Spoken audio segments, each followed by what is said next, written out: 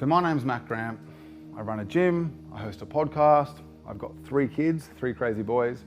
I'm married, love sport, love a beer, and about 10 years ago, I fell pretty unwell.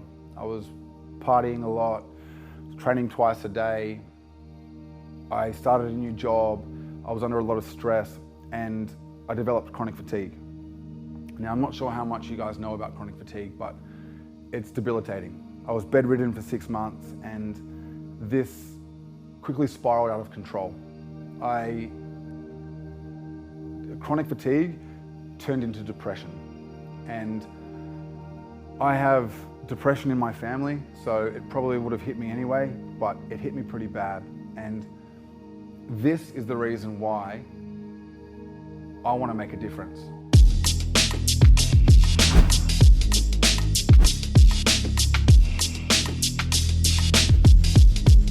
Some of you guys have just shared stuff that you've probably never shared with a group of people before, and like every single one of you had something deep to say. Who would have thought that you'd be here today, like think 10 years ago, you'd be sitting in a gym with a group of guys chatting about depression and suicide and how we can make a difference.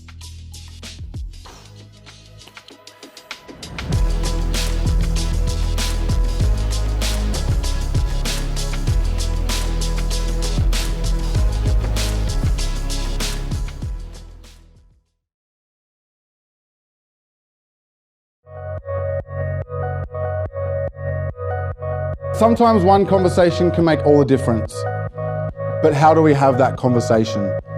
Tonight, guys, we're going to find some answers. It's taking the time to listen to the people that aren't okay, to hear their story and to understand the depths with which this goes. There's nothing more freeing than being real.